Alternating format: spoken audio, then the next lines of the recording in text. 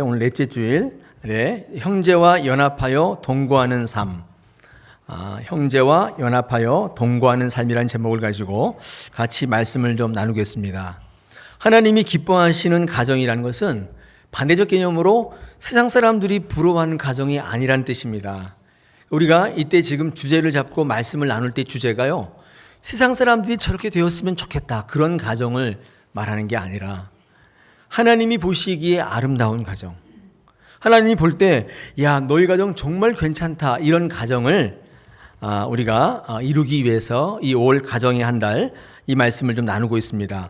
화목하고 복받는 가정 되기 위해서 교회에서 부부관계랄지 부부와 자녀와의 관계를 이렇게 많이 강조하고 설명하는 것은 흔한데, 이 형제 간의 사랑을 나누는 것은 별로 많지 않은 것 같아요. 그렇죠? 상대적으로 덜 강조가 되고 있는 것 같아요.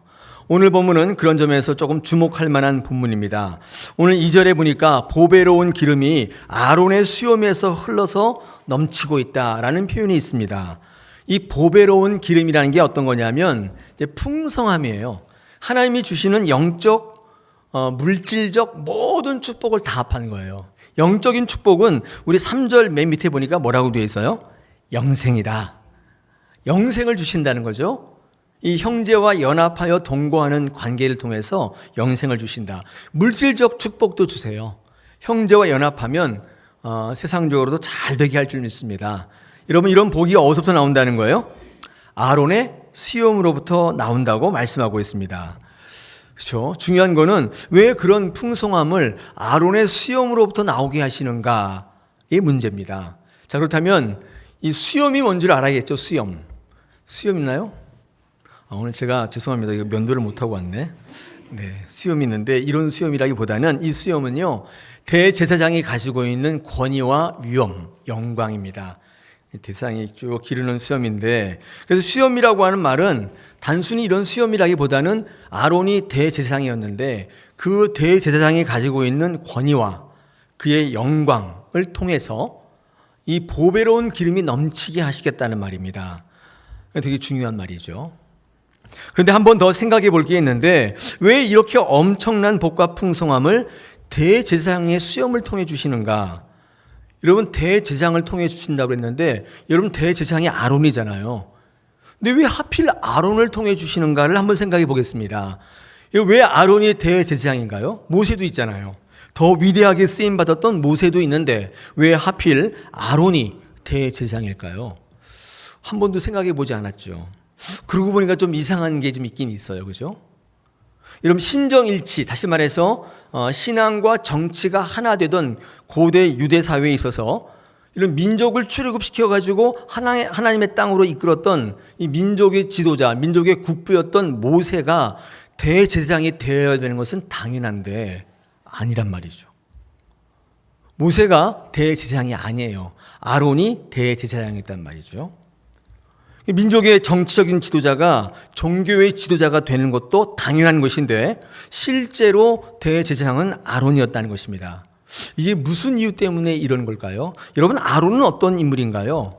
아론은요, 모세가 하나님께 이렇게 부름을 받았을 때, 소명을 받았을 때 나 힘없다고, 능력 없다고 버티고 있었잖아요. 그래서 이 보낼 만한 자를 보내라고 막 이렇게 하나님 앞에 대들고 있을 그때에 하나님께서 모세를 설득하기 위해서 모세를 돕는 자를 보내주시는데, 그게 바로 모세의 형이었던 아론입니다. 이 아론을 이 모세에게 보냅니다.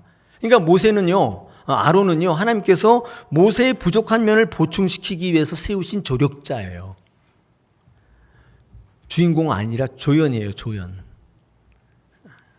엑스트라까지는 아니지만 조연입니다. 그래서 이후에 모세와 함께 아론이 쓰임받게 되는 것이죠. 이런 이 아론의 이름이 처음 성경에 등장한 게 출애굽기 4장입니다. 한번 보겠습니다. 출애굽기 4장 14절에 보니까 뭐라고 되어 있냐면, 여호와께서 모세를 향하여 노하여 이르시되, 왜 노하여 이르냐면 하라고 잘 못한다고 하니까, 나는 입이 짧아요, 혀가 짧아요, 이렇게 핑계를 대니까, 레위 사람 내 형 아론이 있지 아니하냐? 그가 말 잘하는 것을 내가 아노라. 그가 너를 만나러 나오나니 그가 너를 볼 때에 그의 마음에 기쁨이 있을 것이라. 여러분, 이때 아론의 이름이 처음 등장해요. 이 아론은 어떤 사람이냐면요, 이게 좀 됐단 말이죠. 이게 좀 이렇게 말을 좀 잘했나 봐요. 근데 제가 주목하고 싶은 구절은요, 하반절입니다. 이 아론을 설명할 때 성경은 뭐라고 설명하고 있냐면 이렇게 되어 있습니다. 그가 너를 볼 때에 그의 마음에 기쁨이 있을 것이다. 그러니까 아론이요, 모세를 딱 보면 기뻐한다는 뜻이에요. 그런 사람이란 뜻입니다. 이 아론을 설명할 때 말을 잘한다는 것과 또 동시에 그가 너를 보면 기뻐할 수 있는 자다, 기뻐하는 자다, 이렇게 아론을 소개하고 있습니다. 여러분 한번 생각해 보겠습니다. 여러분 당시 아론은요, 아무도 알아주지 않는 일개의 노예에 불과했습니다. 모세가 아니었더라면 그 이름조차도 기억되지 않는 그런 사람이었죠. 그러나 모세는 다르죠. 모세는 한때 애굽의 왕자였고 많은 학문을 통달했고 뿐만 아니라 이후에 하나님께 택함받고 민족의 지도자로 세움받고 있습니다. 제가 말씀드린 것처럼 성경은 모세의 포커스를 맞추고 있어요. 모세가 주인공이고 아론은 모세가 있기 때문에 나타난 조연이란 말이에요. 이 모세의 집안에서도요, 아론이 있었지만 애굽의 왕궁으로 간 이 모세에 대해서 온통 관심이었을지 모르겠습니다. 그죠? 모세가 어떻게 지낼까? 모세가 잘하고 있을까? 내 아들 모세가 왕궁에 갔는데 잘하고 있을까? 온통 그 관심이에요. 여러분 아론은요, 그 가정에 있었는데 어땠을까요? 엄청 이 모세 부럽지 않았을까요? 동시에 이 아론은 모세에 대해서 엄청난 열등감도 있었을 것 같아요. 입만 열면 다 모세 얘기하는 거예요. 얼마나 열등감이 있었을까요? 얼마나 힘들었을까요? 여러분 그럼에도 불구하고 오늘 출애굽기 4장 14절 하반절에는요, 그가 너를 볼 때 그의 마음에 기쁨이 있을 것이다 라고 그를 말씀하고 있습니다. 여러분 이런 열등감과 비교의식과 피해의식에 있었던 아론이 정말 동생의 뒷바라지로 부름받을 때 형으로서 진정으로 그 상황이 기뻤을까? 모세를 볼 때, 동생 모세를 볼 때 그 마음이 기뻤을까를 한번 생각해 보시면 힘들었을 것 같아요. 그렇지 않습니까? 여러분 어떠세요? 좀 안 됐으면 좋겠다. 저희 나라에는 사촌이 땅을 사면 배 아프잖아요. 그렇잖아요? 예. 같은 형제지간이라도 형제 한 사람이 잘 되면 나머지 한 형제가 기뻐해야 되는데 실상은 그렇지 않아요. 만약 정말 아론이 기뻤다면 아론은 상황과 조건을 뛰어넘어 진심으로 동생을 사랑하고 걱정하는 진짜 형이었음에 틀림없어요. 아론의 입장에서 동생 모세를 섬기고 받드는 일은 쉽지 않았을 일이기 때문에 그래요. 쉽지 않았을 거예요. 여러분 하나님께서는요, 머리털까지 세시는 세밀하신 하나님이세요. 아론을 모세에게 동역자로 붙여줄 때 아론의 그런 마음의 상처와 그 마음의 상태를 모르고 부르셨을까요? 하나님은 아론이 모세를 볼 때 자존심 상해하고 열등감이 폭발하고 피의식과 비교의식에 사로잡혀서 고통받고 힘들어하는 그런 아론을 모세에게 보냈을까요? 어쩌면 그런 상황 속에서 이 아론이 어떻게 하나를 세밀하신 하나님께서 면밀히 지켜보시지 않았을까요? 제가 하나님이었다면 그랬을 것 같아요. 한번 딱 보내보는 거예요. 아론이 이렇게 얘기할 수 있었을 것 같아요. 내가 그래도 형인데 지가 왕자면 왕자였지. 왕년에 한 가닥 안 한 사람 어디 있어? 쫓겨난 주제에, 지명 수배자가 된 주제에 내가 나이 먹어서까지 네 뒤치다거리 하며 살아야 되냐? 충분히 이렇게 생각할 수 있어요, 없어요? 있었을 것 같아요. 왜 아닌 것처럼 가만 앉아 계세요? 그렇잖아요. 시기하고 질투하고 모함하고 내가 민족의 지도자의 자리를 빼앗기 위해서 갖은 수를 쓰고 이러면 충분히 그럴 수 있다고 생각이 됩니다. 저도요 이런 경험 한 적이 있습니다. 이런 거 절감한 적이 있는데 제가 설교 때 제 동생 얘기를 가끔 하는데 천국에 있는 제 동생한테 미안하긴 한데 예화거리가 없어가지고 제 동생이 천국 갔습니다. 하나님 부르심 받았는데 예전에 개척한 지 6년 만에 500명 가까이 사람들이 모였어요. 제법 큰 교회를 일궜죠. 개척한 지 6년 만에 그 정도 했으면 굉장히 큰 교회 된 거예요. 제 동생은 설교도 저보다 굉장히 잘합니다. 아마 그래서 많이 모였겠죠. 그다음에 성품도 저랑 비교도 안 되게 좋아요. 그리고 배경도 좋고 학벌도 좋고. 단가 한 가지 흠이 있다면 건강이 좋지 않았습니다. 그것 때문에 일찍 하나님의 나라에 갔지만 제 동생이 저한테 늘 하던 얘기가 있어요. 형 나중에 큰 교회 되면 나랑 같이 목회하자. 이 얘기를 굉장히 많이 했어요. 제가 그때는 이제 영락교회에서 부목사 할 때인데, 그죠? 목회하기 힘든 시대니까 동생이 저를 생각해서 아마 그런 얘기를 많이. 제가 그 얘기를 들을 때마다 이렇게 얘기했습니다. 야, 그러면 좋지. 너는 담임 목사하고 나는 행정 목사, 선교 목사 하면 되겠다. 이렇게 대답하곤 했는데 지금 생각해 보니까 그게 가능했을까? 그런 생각을 해보게 됩니다. 잘난 동생이었거든요. 근데 제가 형으로서 제가 신학교도 선배고 나이도 그래도 한 2살 더 먹었고 그런데 제가 제 동생을 담임 목사로 섬길 수 있었을까? 사실 지금 여러분 앞에서 대답은 자신이 없어요. 한국교회 형제끼리 목회해서 된 예는 별로 없습니다. 다 이렇게 흩어지게 돼 있고요. 심지어는 팀 목회도 안 돼요. 안 되게 돼 있습니다. 누군가를 섬기는 일은 남도 안 돼요. 근데 형제끼리 될까요? 하나님께서 모세를 제쳐놓고 아론을 대제사장으로 세우신 이유가 있습니다. 대제사장은 화평의 사람이어야 되기 때문이에요. 중보자로 쓰임 받는 사람은 이쪽도 저쪽도 화평케 하는 사람이어야 해요. 이런 모세는요, 중보자이기도 했지만 모세의 사명은 뭐였냐면 하나님의 명령에 따라 앞으로 전진해 나가는 사람입니다. 때로는 원망을 듣기도 하고 원성을 사기도 하는 거예요. 원래 사역자는 원래 그래요. 그러나 중보자는 늘 중간에 서서 양쪽을 다 아우를 수 있어야 돼요. 모세가 민족의 지도자로 쓰임받아서 전쟁을 수행하고 사탄의 세력과 맞서 싸울 때 아론은 백성과 모세를 연결해주는 중재자 역할을 했어요. 왜요? 그는 동생을 섬길 줄 아는 사람이었기 때문에.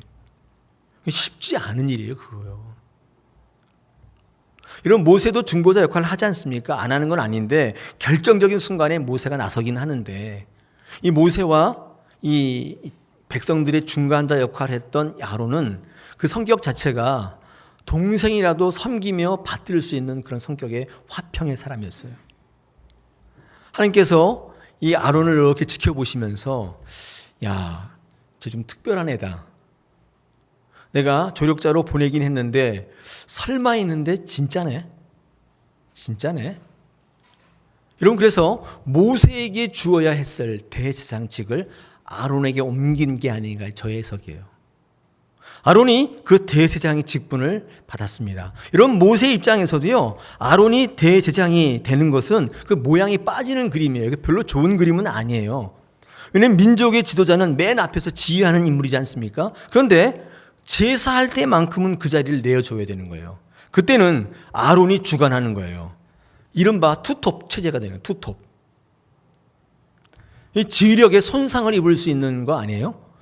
여러분 축구에서 축구 전략에도요 투톱은 잘 안 합니다. 특별한 전략이 아닌다면 축구 공격 선수를 2명을 안 세워요. 이유가 뭔지 아세요? 싸워요. 맨 전방에 공격수가 2명이면 서로 골을 넣어야 되는데 너 넣으라고 패스해 주겠어요? 김현수 지사님 같으면 그렇게 하시겠어요? 내가 넣어야지요. 그래야 연봉도 올라가고 인기도 올라가는 거죠. 이 투톱을 세워놓으면 골을 못 넣을 때가 더 많아요. 서로 싸우다가. 특별한 경우가 아니면 투톱은 다 원톱으로 가죠. 원톱. 맨 앞에 공격수가 1명 있는 거죠. 나머지는 다 옆에서 보조하는 역할을 하는 거예요. 그러나 모세는 형 아론을 세워줍니다. 하나님께서 아론을 대제사장으로 세울 때 모세는 순종해요. 성경을 어딜 읽어봐도 하나님의 이런 결정에 대해서 모세의 불만이 나와 있지 않아요. 결론이 뭐냐면 모세와 아론은 끝내주게 우애가 좋았어요. 형제 우애의 끝판왕이에요. 서로를 믿어주고 섬기고 세워주고 또 모세는 형을 또 인정해주고 서로 돕고 협력하는 이 형제 사랑의 대명사가 모세와 아론입니다. 아론의 대제사장직은 형제 우애의 산물이에요. 형제 우애 잘했더니 하나님께서 2명을 세우는 거예요. 오늘 시편 133편에서 말씀하시듯 이 아론의 수염에서 모든 복과 풍성함이 내리신다고 하지 않습니까? 형이었지만 동생을 받들고 섬기는데 이 기쁠 수 있는 마음, 하나님은 그 마음을 사용하셨어요. 여러분, 그 아론의 이 수염, 아론의 권이라는 건 뭐냐면 다름 아닌 낮아지는 마음이에요. 섬기는 마음이고 순종하는 마음이에요. 이런 교회의 모든 권위는 이거예요. 내가 목사이기 때문에, 내가 장로이기 때문에, 내가 어른이기 때문에 날 섬겨라가 아니라 오히려 목사이기 때문에 가장 어려운 일을 해야 되는 것이고, 장로이기 때문에 가장 어려운 일을 해야 되는 거예요. 직분자들은 원래 그런 거예요. 그게 그들의 권위인 거예요. 여러분, 이 마음은요, 하나님의 마음이기도 합니다. 하나님의 마음은 십자가에서 현실화됐어요. 천지 우주 만물을 만드신 창조주 하나님께서 인간들의 손에 죽임을 당하시는 데까지 낮아지셨어요. 그들을 섬기고 받드셨어요. 빌립보서 2장을 제가 한번 보겠습니다. 빌립보서 2장 5절부터 이하에 이런 말씀이 적혀 있죠. 너희 안에 이 마음을 품으라. 곧 그리스도 예수의 마음이니 그는 근본 하나님의 본체시나 하나님과 동등됨을 취할 것으로 여기지 아니하시고 오히려 자기를 비워 종의 형체를 가지사 사람들과 같이 되셨고 사람의 모양으로 나타나사 자기를 낮추시고 죽기까지 복종하셨으니 곧 십자가의 죽으심이라. 이러므로 하나님이 그를 지극히 높여 모든 이름 위에 뛰어난 이름을 주사 하늘에 있는 자들과 땅에 있는 자들과 땅 아래에 있는 자들로 모든 무릎을 예수의 이름에 꿇게 하시고 모든 입으로 예수 그리스도를 주라 하시나요 하나님 아버지께 영광을 돌리게 하셨느니라. 이 마음이 무슨 마음이라고요? 하나님의 마음이라니까요. 죽기까지 인간들을 받들어 섬기던, 그들을 위해 내 목숨을 내어주시던 하나님의 그 마음이 아론이 동생을 섬기고 모든 걸 내려놓았던 그 마음과 동일한 거예요. 그게 아론이 대제사장이 된 이유고 그게 아론의 권위였어요. 하나님은 이 아론의 마음을 사용하신 것입니다. 일개 노예였던 아론을 대제사장으로 세우셨어요. 그리고 그로 하여금 영생의 복이 나오게 하셨습니다. 여러분, 영생의 복이 어디서 나온다고요? 오늘도 저도 수염을 좀 길러봐야 되는 아론의 수염으로부터. 여러분, 영생 받는 게 열심히 예배하고 기도하고 헌신한 곳에서도 영생이 선포되지만 여러분, 형제가 연합하여 동거하는 곳에 주신다는 이 말씀을 여러분 잊지 마십시오. 왜 이렇게 말씀하시는가? 왜 형제 우애가 하나님의 영생의 축복을 누리고 하나님의 풍요로움을 받을 수 있는 소유하는 결정적인 이유가 되는가? 이유가 있습니다. 왜냐하면요, 형제의 사랑, 형제 우애는요, 하나님이 명령하신 계명인데 우리의 삶에 나타나는 증거예요. 하나님 사랑하라 이렇게 말씀하셨는데 그 하나님의 사랑의 명령이 우리 삶 속에 어떻게 드러나냐면 보이지 않는 하나님을 사랑할 수는 없잖아요. 이거 보일 수는 없잖아요. 근데 그 사랑이요, 형제 사랑으로 드러나는 거예요. 그러니까 형제 사랑하면 하나님께서 어떻게 인정해 주시는 거예요? 하나님 사랑한다고 인정해 주시는 거예요. 성경을 읽어보면 하나님께서는 하나님을 사랑하라고도 강조하시지만 그에 못지않게 이웃을 사랑하라고, 형제를 사랑하라고 늘 말씀해요. 이웃사랑은 예수님께서 마태복음의 23장에서 말씀하신 것처럼 여기시는데 그건 아니고요. 구약 성경을 읽어보면 레위기에 이웃사랑의 말씀이 계속적으로 선포되고 있어요. 그러니까 구약의 말씀에도 하나님 일관적으로 뭐라고 말씀하세요? 뭘 사랑하라? 이웃 사랑하라. 하나님을 사랑한다면 뭘 사랑해야 돼요? 이웃을 사랑하라고 일관되게 말씀하고 있습니다. 그게 하나님의 사랑의 실체예요. 하나님의 사랑을 이렇게 돋보기를 이렇게 보시면요, 거기에 이웃 사랑이 같이 있는 거예요. 한국교회가 힘을 잃어버린 것도 하나님을 사랑하는 데 있어서 한쪽으로 치우쳤기 때문이에요. 하나님 사랑은 세계 최고예요. 한국교회가. 교회 사랑은 세계 최고예요. 근데 이웃 사랑을 배우질 못한 거예요.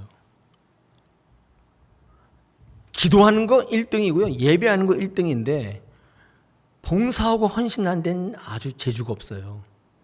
왜 그런가 봤더니 못 먹고 못 살던 시절을 거치면서 한국 교회 안에 이상한 풍조가 만연하기 시작했는데 이기주의, 배금주의, 편리주의, 타락한 가족주의 이런 게 자리 잡기 시작했어요. 왜냐하면 못 먹고 못 살던 시절에 내가 잘 돼야지.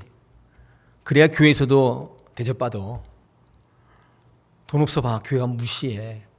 이런 이상한 이 한국 교회에 자리 잡게 되면서부터 하나님을 열심히 사랑해요. 교회 열심히 사랑해 복 받기 위해서. 근데 이웃 사랑은 별로 이익이 없어요. 유익이. 내 돈만 나가고 내 시간만 나가는. 한국 교회는 교회 부흥도 중요하지만 성도들의 니드, 필요도 중요하지만 이 온전한 하나님의 사랑을 가르칠 때 기준을 세우고 균형을 잡았어야 했었어요. 근데 이것을 하지 못했어요. 여러분, 이웃사랑이 왜 중요하냐면, 형제 우애가 왜 중요하냐면, 이게 하나님의 명령을 따라서 이웃사랑하고 이웃사랑을 하다 이렇게 가다 보면 맨 끝에가 부모 형제가 나와요. 이 부모 형제는 하나님께서 사랑하라고 명령해 주신 건데, 이게 왜 문제가 되냐면, 이 부모 형제는 우리가 선택한 게 아니에요. 그렇죠? 여러분, 부모 형제를 여러분 선택하신 분 계세요? 나는 미국 사람 중에서 빌 게이츠 같은 사람의 무남 동녀, 무녀 동남 이렇게 딱 태어나면 끝내주는, 그죠? 이렇게 태어날 때 고르고 태어나신 분 있어요? 여러분, 우리에게 주신 부모 형제는 우리의 선택권이 없어요. 하나님이 일방적으로 무조건적으로 주신 관계예요. 내게 눈에 보이는 내가 선택하지 않았던 부모 형제를 사랑하지 않는 분이 그 선택권을 행사하신 하나님 사랑할 수 있어요? 있어요, 없어요? 원망하죠. 왜 내게 이런 부모를 주셨어요? 왜 내게 이런 형제 자매를 주셨어요? 그래서 하나님이 하신 일들에 대해서 순종하면 공경으로 드러날 것이고, 하나님이 행하신 일방적인 이 명령에 거부하게 되면 무시함으로 나타나는 거예요. 여러분, 부모 형제가 못났다고 해서 공경하지 않으면 지금 하나님을 무시하고 있는 거예요. 하나님 무시하는 방법도 여러 가지죠. 대놓고 나 교회 안 다녀, 이것도 무시하는 거지만, 부모 형제가 마음에 안 든다고 무시하는 것도 하나님 왕무시하는 거예요. 여러분 경우는 어떻습니까? 여러분 부모 형제 자매는 어떤 분이세요? 존경할 만하세요? 사랑할 만하세요? 어떤 부모 형제를 주셨습니까? 여러분 사랑하셔야 돼요. 그게 하나님을 사랑하시는 거예요. 그걸 주신 하나님의 권위에 순종하는 거예요. 제가 살아보니까 내 문제보다도 부모 형제 때문에 힘든 경우가 더 많아요. 그냥 저 혼자만 살면 좋겠어. 그러면 그냥 나 혼자만 건사하면 살 것 같은데 형제 자매를 건사해야 될 때가 있잖아요. 그래서 여러분 형제 자매가 여러분 다 알아서 잘 살고 있으면 그거 진짜 감사한 일이에요. 부모님이 훌륭해서 재산 많으셔서 내가 부모님을 따로 공양하지 않아도 된다면 오늘 이 아침에 죽도록 감사하셔야 돼요. 하나님 앞에 감격하셔야 돼요. 여러분 주변에 보시죠. 많은 사람들이 그 부모 형제 건사하느라고 살지 못하는 분이 얼마나 많은지 몰라요. 저도 건사해야 될 부모, 형제들이 있어요. 여러분 경우는 어떻습니까? 하나님께서 허락하신 권위의 산물인데 형제 자매가 이거 축복이 되지 못하고 짐이 되는 경우가 있어요. 오늘 이 아침에 부모 형제를 사랑하기로 결단하십시오. 상황이 어떻든지 보증을 세워서 쫄딱 망하게 했든지 못 살아서 매일 돈 달라고 손을 내미든지 아무튼 인간 노릇 못하고 매일 속썩이든지 어쨌든지 간에 내게 일방적으로 주신 부모 형제를 사랑하지 않는다면 꼭 기억하셔야 돼요. 하나님을 사랑하지 않는 거예요. 이유가 없는 거예요. 제 말이 성경적일 거예요. 목사님, 한번 그런 부모 밑에 있어 보십시오. 그런 얘기가 나오나 모르겠습니다. 저희 부모님은 그 정도는 아니었을지 몰라도 가끔 TV 보면 진짜 자식 팔아먹고 죽이고 별 부모님이 다 있더라고요. 가슴 아프죠.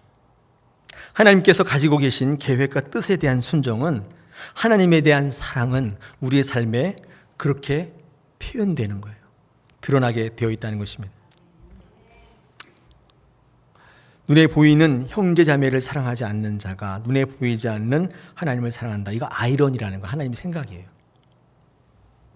어떤 사람이 하나님을 사랑할 수 있습니까? 형제를 사랑하는 것은 그렇죠? 이웃 사랑으로 확장될 가능성이 크고, 이웃을 사랑하다 보면 하나님을 사랑할 수 있는 사람으로 성장할 가능성이 큰 거예요. 하나님 사랑은요, 어느 날 뜬금없이 되는 게 아니에요. 교회에 나오니까 하나님을 사랑하겠다, 그런 일 별로 없어요. 별로 없어요. 내게 주신 권위로 허락하신 그 형제 자매를 붙들고 울고 기도할 때, 그들을 사랑하려고 몸부림칠 때 하나님의 사랑이 이루어지는 것입니다. 그리고 사랑은요, 훈련이에요. 훈련하지 않으면 사랑할 수 없다고 우리는 배우고 있지 않습니까? 내가 구원받았다는 증거, 이 땅을 살아갈 때 이 구원의 증표 하나가 바로 형제사랑, 이웃사랑인 것입니다. 형제가 연합하여 동거하면 하나님께서 그 위에 영생의 축복을 부어주시겠다고 약속해주고 계십니다. 오늘 이 아침에 나는 구원의 축복을 받아 누리기에 합당한 사람인가를 한번 생각해 보십시다. 여러분 주변에 있는 형제자매를 떠올려 보십시오. 저 역시 마찬가지. 이건 저에게도 하는 설교예요. 저도 건사해야 될 형제 부모가 많아요. 한번 생각해 보면 참 한심할 때가 있어요. 그럴 때가, 야, 이게 무슨 운명이 이렇냐, 그렇게 생각할 때가 있어요. 실제로 잘하지도 못하고. 오늘 말씀을 준비할 때 이 형제 사랑에 대해서 하나님께서 주목하게 하셨고, 읽어볼 때 제 자신도, 여러분에게도 오늘 큰 도전이 돼서 우리 삶이 바뀌어야 될 줄 믿습니다. 성경을 읽어보면 인류의 역사는 형제 불화의 역사예요. 제일 처음에 살인사건이 어디서 났죠? 아담과 하와의 아들이었던 형 가인, 동생 아벨, 이 둘 사이에 벌어졌던 살인사건이었어요. 여러분, 이것은 정의를 구현하기 위한 사건이 아닙니다. 지구의 평화를 지키기 위한 게 아니었어요. 이 형이 동생을 시기해서 인정해주고 받아주지 못해서 일어난 존속살인이었단 말이에요. 인류 최초의 살인사건이었어요. 형제 간의 살인. 형제의 불화 역사가 인류의 역사예요. 그뿐인가요? 아브라함의 아들이었던 이삭과 이스마엘도 별로 사이가 안 좋았어요. 이삭의 아들 야곱과 에서는 어때요? 끝내줬어요. 이 야곱이 형 에서의 축복권을 훔쳐 도망갔단 말이에요. 에서는 잡히기만 해봐라, 죽여버리겠어. 네. 이 평생 칼을 갈며 살았던 사람이에요. 그게 에서 아니에요? 야곱의 12아들 어때요? 이 막내 동생, 막둥이 동생 요셉이 편애를 받긴 했지만 사랑받는다고 시기해서 죽여버리려고 작정했던 형 아니에요? 이런 믿음으로 선택받았던 족장의 가문에서조차 형제와 연합하여 동거하는 게 쉽지 않다는 사실을 우리에게 말씀하고 있는 거예요. 여러분, 구약만 그런 건 아니고 신약에 읽어봐도 이런 구절이 참 많이 나옵니다. 마태복음 5장 23절 24절 제가 읽어드리겠습니다. 들어보십시오. 그러므로 예물을 제단에 드리려다가 거기서 내 형제에게 원망 들을 만한 일이 생각나거든 예물을 제단 앞에 두고 먼저 가서 형제와 화목하고 그 후에 와서 예물을 드리라, 이렇게 되어 있어요. 그러니까 예배하러 왔는데 어제 대판 싸웠어요, 큰형이랑. 그런 생각이 들면 예배하는 거 일단 중지하고 가서 그 형이랑 화해하고 오라, 이런 말이에요. 여러분, 이 말씀이 왜 중요하냐면 하나님이 말씀하는 예배의 본질을 극명하게 드러내는 말씀이기 때문에 그래요. 어떤 게 예배인가? 형제를 사랑하는 내적 헌신이죠. 이거를 실질적인 예배로 보고 계신다는 거예요. 이 자리에 어제 대판 싸우고 왔는데 화해하지 않고 마음이 찝찝한 상태에 여기 앉아있는 분은 그 예배를 받지 않으시겠다는, 그 예배 아니라는 거예요. 형제 사랑할 때 내가 감수해야 되는 피해가 있어요. 희생해야 되고 포기해야 되고 나눠야 되는 게 분명히 있습니다. 여러분, 그래서 형제 사랑은 쉽지 않은 거예요. 이건 쉬운 일이 아닙니다. 그러나 하나님은 형제 사랑을 위해서 희생하고 포기하고 나눠주는 것 그 자체를 예배로 보고 계신다는 거예요. 그게 예배래요. 여기 이렇게 앉아 계셔서 성경책 펴놓고 계신 게 예배가 아니라 그 형제와 우애하는 것을 예배로 보시겠다는 거예요.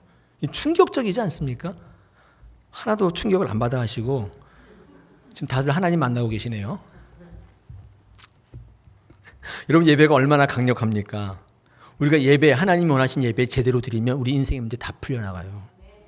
근데 문제는 하나님이 원하신 예배를 드리지 않는 거예요. 예배를 안 드리는 게 아니에요. 드리는데 하나님이 원하신 예배를 안 드려요. 이 시대의 가장 시급한 과제는, 이 교회의 과제는 예배를 회복하는 거예요. 예배 자체가 문제가 있는 게 아니에요. 예배 자체는 너무나 강력하고 귀한 거예요. 왜 하나님이 원하는 예배를 안 드려요? 하나님이 원하는 예배가 뭐냐면 형제우애입니다. 이웃 사랑인 거예요. 그걸 요구하고 계시는 거예요. 이런 사도 바울도 이 점을 강조합니다. PPT 보겠습니다. 로마서 12장 10절 11절에서 이렇게 말씀합니다. 형제를 사랑하여 서로 우애하고 존경하기를 서로 먼저 하며 부지런하여 게으르지 말고 열심을 붓고 주를 섬기라. 여기 특이한 점은요, 형제 우애와 주를 섬기는을 같이 묶어놓고 있어요. 그러니까 결론을 내리면 형제 사랑하지 않는 사람은 주 섬길 수 없다예요. 이 사도 바울의 견해이기도 합니다. 연관이 있습니다. 교회를 50년 다녔다 할지라도, 아니 태어날 때부터 다녔다 할지라도 형제를 미워하고 이웃을 미워하는 마음이 있다면 하나님께서 그 예배를 받지 않으시겠다는 거예요. 충격적인 거예요. 하나님이 나를 축복하지 않는데 어떻게 하나님 기뻐하시는 가정 될 수 있어요? 제가 성경 읽을 때 형제 사랑을 가장 잘 실천했던 인물이 있다면 누굴까? 요셉입니다. 요셉은 형님들이 자기를 죽이려고 했다가 인신매매했어요. 팔아버렸어요. 사실 형제도 아니에요. 철천지 원수죠. 그게 왜 형제요? 그 만나면, 그죠? 그거는 나를 팔았다니까, 사창가에다가. 그런 형제 있다 그러면 어떻게 하시겠어요? 꿈에도 잊지 못하겠죠? 그로 인해서 요셉의 인생은 완전히 꼬이게 됐어요. 노예살이, 옥살이서부터 해서 파란만장한 인생을 살게 됐습니다. 그런데 중요한 것은 요셉이 그런 인생을 살았느냐? 그렇잖아요. 이상하게 당대 최고의 제국이었던 애굽의 2인자 총리가 돼서 많은 사람들을 위기에서 건져내는 영향력 있는 인생을 살게 되는데, 저는 한번 생각해 봤어요. 요셉이 어떻게 그런 꼬이는 인생 가운데에도 그 영향력 있는 위대한 삶을 살 수 있었을까? 그 핵심 요인이 뭘까? 이유는 형제 우애예요. 형제 사랑에 있었던 거예요. 제가 창세기 50장을 한번 읽어보겠습니다. 20절, 21절입니다. 당신은 나를 해하려 하였으나, 이 당신은 누구냐면 형님들이에요. 당신들은 나를 해하려 하였으나 하나님은 그것을 선으로 바꾸사 오늘과 같이 많은 백성의 생명을 구원하게 하시려 하셨나니, 21절, 당신들은 두려워하지 마소서. 내가 당신들과 당신들의 자녀를 기르리이다 하고 그들을 강국한 말로 위로하였더라. 이게 뭐냐면요, 총리가 된 다음에 거기 가나안 땅에 기근이 들어가지고 곡식을 구하러 왔던 이 형들에게 이 요셉이, 총리 요셉이 고백하는 말이에요. 기가 막히잖아요. 이것들을 잘 걸렸다. 원래 왜 원수는 외나무에 나에게 만나는 거 모르냐? 나를 죽이려고 그랬지. 이 날이 올 줄 몰랐지. 원래 인생은 그런 거야. 여봐라, 이놈들을 하옥시켜라. 이럴 것 같은데 전혀 엉뚱한 얘기를 하고 있죠. 특별히 더 웃기는 건요, 그 형제들을 용서하는 것뿐만 아니라 그 조카들까지 기르시겠대요. 여러분, 이게 요셉의 성공의 요인인 거예요. 축복의 요인인 거예요. 아까 그랬죠? 아론의 수염으로부터 풍성함을 흘러내리게 하겠다. 하나님 앞에 승리하는 인생을 살고 싶으십니까? 하나님 기뻐하시는 가정과 교회 되게 하시고 싶어요? 복에 복을 더하고 싶다면 오늘 이 아침에 선포되는 형제 우애를 그냥 여상히 넘기시면 안 돼요. 여러분, 주변을 돌아보셔야 돼요. 지금이라도 늦지 않았어요. 여러분, 형제를 돌아보십시오. 요셉이 완전히 꼬인 이 인생을 온전케 하고 하나님이 그를 높이신 이유는 바로 요셉의 이 형제 사랑에 있었다는 사실을 우리는 발견하게 됩니다. 제가 요셉을 그래서 좋아하는데요, 우리 큰아들 이름이 요셉이에요. 예, 요셉이 형진을 한자로 바꾼 거예요. 형통하게 나가다. 그게 요셉의 한자 이름이에요. 여러분, 요셉이요, 이런 결단이 어디에 묻어나냐면 창세기 41장 51절입니다. 여기 이렇게 요셉이 고백하는데, 이제 큰 아들을 낳고 이름을 지었습니다. 요셉이 그의 장남의 이름을 므낫세라 하였으니 하나님이 내게 모든 고난과 내 아버지의 온 집 일을 잊어버리게 하셨다. 큰아들을 딱 낳았어요. 이제 파란만장한 세월을 다 보내고 총리가 돼서 결혼해서 아이를 딱 낳았는데 큰아들 이름을 므낫세라고 지었는데, 여러분 그 므낫세 이름이 뭐냐면 기억하지 않겠다예요. 저는 이 므낫세 이름을 딱 읽는 순간 충격받았어요. 이게 뭐냐면 요셉이 그간 나를 힘들게 하고 나를 팔아먹고 나를 죽이려 했던 그 형들의 일들을 기억하지 않겠다는 거예요. 이게 시작인 거예요. 잊어버리는 것이 형제 사랑의 시작이었던 거예요.